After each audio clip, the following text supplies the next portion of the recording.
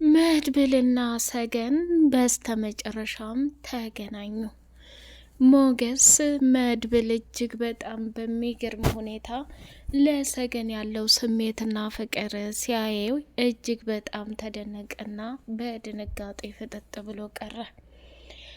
ሉላ እንግዲህ በድንጋጤና በደስታ መካከል ሆና የሞገስንና የመድብልን ሁኔታ ስታይ እጅግ በጣም ተገረመች። ሰገን የመድብል ፍቅረኛ መሆኗን በፍጹም ስላላወቁ እስከ ዛሬ ድረስ እዛ ቤት እያለቀሰችና እየተሰቃየች እነሱ ያለመድረሳቸውና ያለማውጣታቸው በጣም ተጸጸቱ። መድብል ይህን ያክል ጊዜ ሲያሰቃያት የነበረውን አክሊሉን ለ10 ዓመት ሙሉ በራፍ ዘግቶ እያሰቃያትና እንደፈለገ እያደረጋት የነበረውን ነገር በሙሉ ተነገረችው በኋላ አሁን ላይ ምንም ነገር አታስቢ ሰገን፣ የኔ ፍቅር፣ ምንም ቢፈጠር ምንም አንቺን እንደዚህ ያደረገሽን ሰው ሳልበቀልና ዋጋውን ሳልሰጠው በፍጹም አልተኛም ብሎ ወሰነ። ሞገስም ደግሞ እጅግ በጣም ደነገጠና ሰገን በጣም እድለኛ ነሽ፣ አንቺ የመድብል ፍቅረኛ መሆንሽን እኔ በፍጹም አላቅም ነበር። ከዛ ከቤት እውነት ለመናገር እንደዛ ስትጮሂና ስታለቅሺ አንቺን ለማውጣት ብዙ ነገር ጥሬ ነበር። መጀመሪያ ላይ ግን ከምታስቢውና ከምትዩ በላይ አንቺ የደበቅሽብኝ ዶክሜንት ስለሚያስፈልገኝ እንድጨክንብሽ አደረግሽኝ ብሎ አላት። ሰገን እጅግ በጣም በሚገርም ሁኔታ መድብልን ስታየው ይህን ያክል ጊዜ በፍጹም እንዳረሳቸውና እንዲሁም ደግሞ እሱም በፍጹም እንዳረሳት ሲገናኙ እጅጉን ተቃቀፉ። መድብል ደግሞ ሰገንን እስኪ እስካሁን ያሳለፍሽውን ጊዜያት በሙሉ ንገሪኝ፣ ያ ነፍሰ በላ ሰውዬ ምን ሲያደርግሽ ነበር የከረመው እያለ ብዙ ጥያቄዎችን ጠየቃት። ሰገንም ደግሞ ካሳለፈቻቸው ከባባድ ፈተናዎች የእንቅልፍ ክኒን እየሰጠ እንደፈለገ እየቀጠቀጠና እየወገረ እንዲሁም ደግሞ የሚፈልገውን ነገር ለማድረግ ራሴንም እየተፈታተነ ነበር ብላ ስትነግረው እጅጉን በጣም አለቀሰ። ሰገን መንገድ ላይ ወርቀው ሲያገኟት ውሃ ሲሰጣት ሞገስ በጣም መጠጣት አቅቷት በራብ መከራዋን ሁሉ ስታይ ነበርና የሰገንን ሁኔታ ሲያይ ከሚባለው በላይ ራሱን መቆጣጠር አቅቶት ደም እንባ እያለቀሰ የነበረው ሞገስ ዛሬ ላይ ደግሞ መድብል ፍቅረኛው መሆኑን ወይንም ለሷ ብዙ ዋጋና መስዋዕትነት እንደከፈለ ሲነግረው ራሱን መቆጣጠር አቃተው። ሉላ ከደስታዋ አንጻር መድብል እችን የመሰለች ቆንጅዬ ሴት እስካሁን ድረስ በህይወት ለምንድን ነው ያልፈለካት? በጣም ታሳዝናለህ እያለች እንደ መቆጣትም መናገር ጀመረች። መድብል ደግሞ ሙሉ ታሪኩን ከአቶ አክሊሉ ጋር የነበረውን የልጅነት ፊልሚያ እንዲሁም ደግሞ የሚወዳትንና የሚያፈቅራትን እሱ ወስዶ እንደሚያሰቃያት ጭምር ገምቶ ነበር። ግን በእኔ እጅ እንዲገላትና ሰገንን ከእኔ እጅ አውጥቶ እንደቀበራት አድርጎ በተደጋጋሚ ነግሮ ነበር ብሎ ታሪኩን ማጫወት ጀመረ። ሉላም በጣም ተደነቀች። ሞገስና ሉላ እንግዲህ ሰገን የመድብል ፍቅረኛ መሆኗን ሲያውቁ እጅግ በጣም ነው የተደሰቱት። እንኳንም አስመለጥኩሽ፣ ወደዚህ ቤት እንኳንም መጣሁኝ እያለ በደስታ ሞገስ ራሱን መቆጣጠር አቃተው። መድብል ግን የሰገንን ሁኔታ ሲያያት ውስጧ ምን ያህል እንደተሰበረና ምን ያህል የጉዳት ሸክሞችን እንዳሳለፈች በሙሉ ስታይ በጣም ነው ያዘነው። ራሱንም መቆጣጠር ነው ያቃተው። ሰላም ሰላም ሰላም! ውድ የተከበራችሁ የተወደዳችሁ የስጦታ ሚዲያ ቤተሰቦች እጅግ በጣም ተወዳጁና በጉጉት ስንጠብቀው የነበረው የሰገን ድራማ እንደቀጠለ ይገኛል። ቻናሉን ላይክ፣ ሰብስክራይብ እያደረጋችሁ ለምታበረታቱኝ ውድና መልካም ቤተሰቦቼ በጣም አመሰግናለሁኝ። ሞገስ ከሚባለው በላይ በደስታ ተሞልቶ ራሱን መቆጣጠር አቅቶታል። መድብል ደግሞ እዛ ቤት የታገተችው ሴት ማን እንደሆነች በተደጋጋሚ ሲጠይቅ በጣም ግራ ገባው። መጨረሻ ላይ እድሜዋን እንዲሁም ደግሞ ምን ታክላለች የሚባለውንም ካወሩ በኋላ ስሟን ማናት የሚለውን መድብል ሲጠይቅ እጅግ በጣም በሚገርምና በሚደንቅ ሁኔታ ሞገስ ሰገን መባሏን ሲነግረው መድብል የሚበላውን ምግብ ካፉ አወጣና ጣለው። በጣም ደነገጠ። ፍጥጥ ብሎ ቀረ። ራሱንም መቆጣጠር አቃተው። በመጨረሻ ምንና ምንድን ማድረግ እንዳለበት ሲያስብ ሰገን እንግዲህ የራሱ ጉድና ፍቅረኛ መሆኗን ሲረዳ ያለው አማራጭ ከዛ ቦታ ላይ እየበረረ ሄደና ወደ አቶ አክሉሉ ቤት በከባድ ሁኔታ ጸብ ሲፈጥር መድብል አንተ ጥበበኛ ሰው አልነበርክ እንዴ?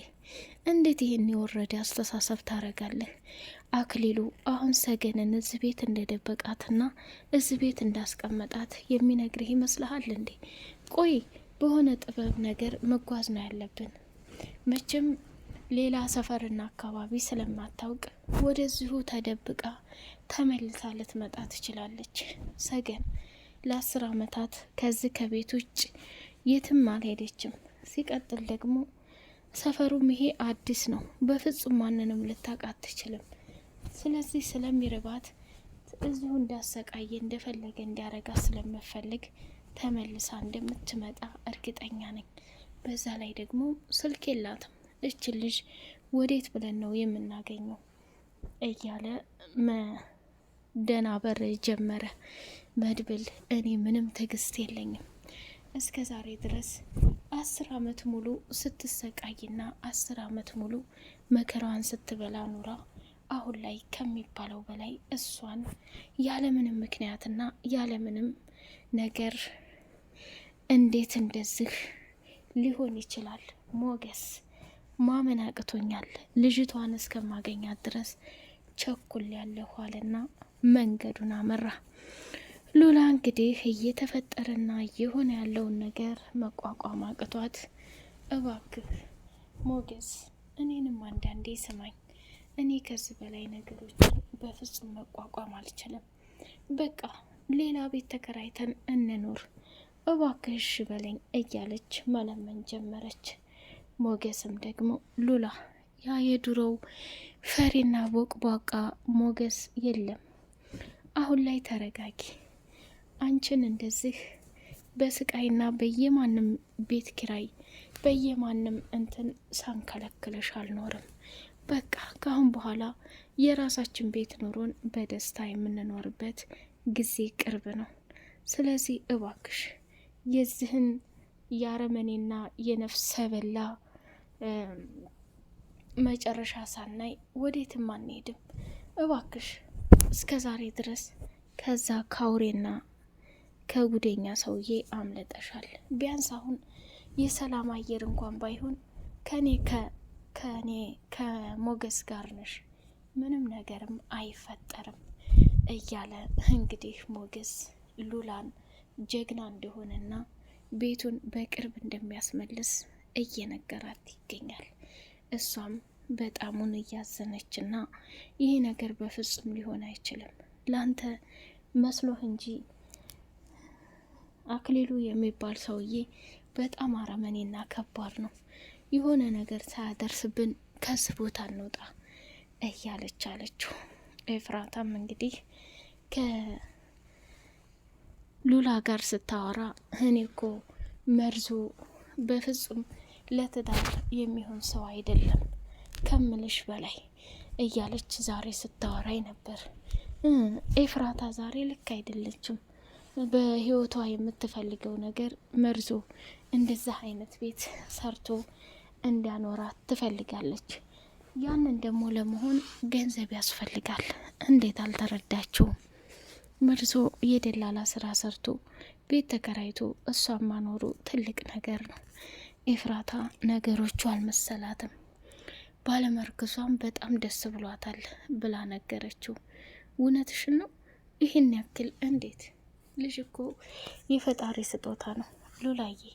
እኔና አንቺም እኮ መውለድ ጠፍቶኝ አይደለም፣ ግን አሁን እኛ ያለነው ህይወት የተስተካከለ ወይንም የተረጋጋ አይደለም። እኛ እንደዚህ መከራና ስቃያችንን እየበላን የሚወለደው ልጃችንም በዚህ ልክ መፈተን እንደሌለበት አስባለሁ። እኔ ምንም ሞገስ ከመድብል ጋር ምን አወራችሁ? አሁን ያቺ ሰገን የምትባልም ልጅ ወደ ኤፍራታ ጋር ሄዳ በጣም ርቦኛል ምግብ ስጪ ብላ ስትላት ምግብና ውሃ ሰታት ቶሎ ብላ ከዛ ከቤት እንድትወጣ አደረገቻት። ቆይ ይህ ሁሉ ሲፈጸም ያ ነፍሰ በላ አክሊሉ የት ነበር ብሎ ጠየቃት።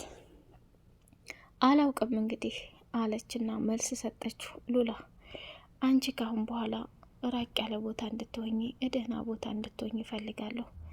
ሌላውን እኔ ብቻዬን ሳይሆን ከመድብል ጋር መጋፈጥ እፈልጋለሁ ብሎ ሲላት እንግዲህ ሉላም በፍጹም ሞገስን ትታው እንደማትር ተናገረች። አክሊሉ መድብልና ሞገስ ስላስመለጧት ሰገንን ቤቱ ተከፋፍቶና እንዲሁም ደግሞ እተቀመጠችበት ቦታ እንደሌለች ሲያይ ራሱን መቆጣጠር አቅቶት በከባድ ሁኔታ ላይ ይገኛል። መጨረሻ ላይ ወይኔ አክሊሉ እማዬ ትሙት እኔ አንቺን ባገኝሽ አልለቅሽም፣ በአንድ ጥይት ነው ጭንቅላትሽን ብዬ የምደፋሽ፣ እንደተጫወትሽብኝ አትቀሪም። ሰገን አንቺማ ብቻሽን ከዚህ ከቤት ልትወጪ አትችይም። የሆነ የሚተባበርሽና የሚያግዝሽ ሰው እንዳለ ተረድቻለሁ። ስለዚህ ያ ሰው ማን እንደሆን በቅርብ ደርስበታለሁ። አንቺ የሰራሽው ስራ ቀላል አይደለም። መቼም ቢሆን ይቅር የማይባል ነገር ነው ያደረሽው። በእኔ በአክሊሉ ላይ ይህን ያክል ትጫወችብኛለሽ ብዬ በጭራሽ አላሰብኩም ነበር። አሁን ግን ወደሽም ጠላሽም የክፋትን ነገር እንዳደርግ እየገፋፋሽሽ ነው ያለሽው።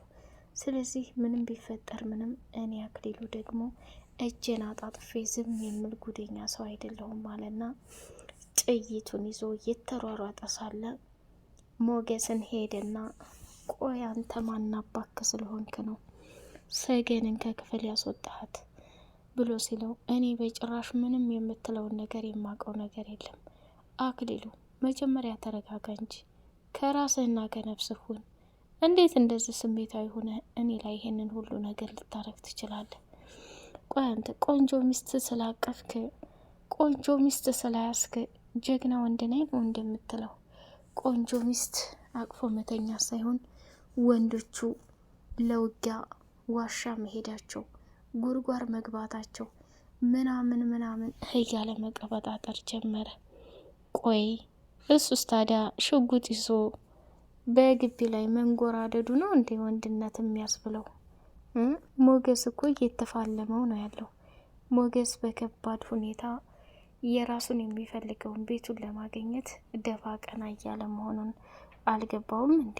ይሄ የማይረባ እንግዲህ ኤፍራታንም እዛ ቦታ ላይ ልብስ አታሰጭም ብሎ ሲከራከር በድንገት መርዞ መጥቶ ከባድና አደገኛ ችግር አድርሶበታል ማለት ነው። የአቶ አክሊሉ የክፋት ጥግ ይህንን ይመስላል። መጨረሻ ላይ እንግዲህ በባዶ እንደሚቀር በጉጉት የምናየው ይሆናል። ውድ የተከበራችሁ የተወደዳችሁ የስጦታ ሚዲያ ቤተሰቦች ቻናሉን ላይክ፣ ሰብስክራይብ አድርጉ። በቀጣይ ፓርት በጉጉት እስከምንገናኝ ድረስ በድጋሚ ሰላማችሁ ብዝት ይበልልኝ እላለሁኝ ማለት ነው። ሰላማችሁ ብዝት ይበልልኝ።